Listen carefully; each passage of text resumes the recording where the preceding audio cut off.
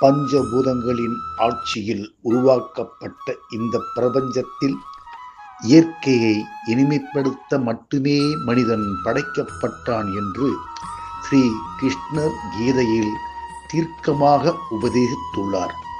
ஆனால் மனிதர்களாகிய நாம் அறிவியல் எனும் அகம்பாவத்தில் இயற்கைக்கு எதிரான எத்தனையோ தீய செயல்களை, இயற்கையின் அருமை பெருமைகளை மறந்து கொண்டே செய்து வருகிறோம். பிரபஞ்சத்தில் மனிதனுக்கு முதல் நண்பன் இயற்கை அளித்த மாவரம் மரம். ஆனால் மரத்திற்கு முதல் எதிரியே மனிதன்தான். மரங்கள் இல்லை என்றால் மனித இனமே இல்லை என்கின்ற உண்மையை கூட மறந்துவிட்டோமே. உயிர் வாழ தேவை காற்று. அந்த சுவாசக்காற்று எனும் ஆக்சிஜன் தரும் மரங்களை நாம் நினைத்து கூட பார்ப்பது கிடையாது.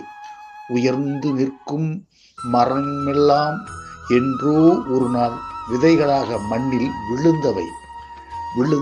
விழுந்த விதைகளை மனிதன் அழிக்க மறக்கவில்லை.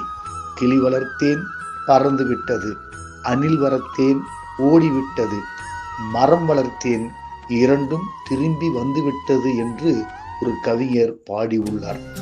பறவைகளை வாங்கி கூண்டில் அடைத்து வளர்ப்பதை விட ஒரு மரத்தை நடுங்கள்.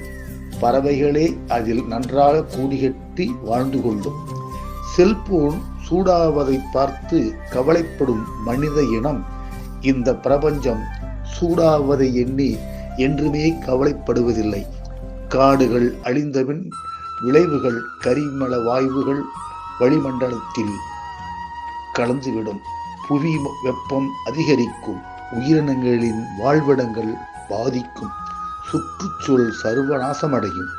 காற்று மாசு, நீர்நிலைகள் மாசு என இந்த பூமியே மாசடைந்த பூமியாக மாறி வருகிறது. இதை தடுக்க இருக்கும் மரங்களை வெட்டாமல் இருப்பதுடன் புதிய மரங்களை வளர்க்க வேண்டுமல்லவா? வனப்பகுதியின் பரப்பளவை அதிகப்படுத்துவதே நாம் இயற்கைக்கு செய்யும் மாபெரும் நன்றிக்கடன் என்பதுதான் நமது அகத்தியர் பவனத்தின் அடிப்படை நோக்கம் என்கின்றார் அறக்கட்டளையின் நிறுவனர் ஜெயபாரதி அண்ணாதுரை. ஒரு மரம் நடுவது 1000 பேருக்கு அன்னதானம் செய்வதற்கு ஈடு இணை என்கின்ற உயர்ந்த நோக்கத்துடன் ஸ்ரீ அகத்தியர் பவனம் ஒவ்வொரு நாளும் மரங்கள் நடுவதற்காக பல்வேறு சுபகாரியங்கள் தங்களை அர்ப்பணித்து கொண்டு மற்றவர்களையும் அரவணைத்து அறப்பணி செய்து வருகிறது. ஸ்ரீ அகத்தியர் பவனம் தென்னாட்டுடைய சிவனே போற்றி, எந்நாட்டவருக்கும் இறைவா போற்றி. ஓம் நம சிவாய, ஓம் நம சிவாயம், ஓம் நம சிவாயம்.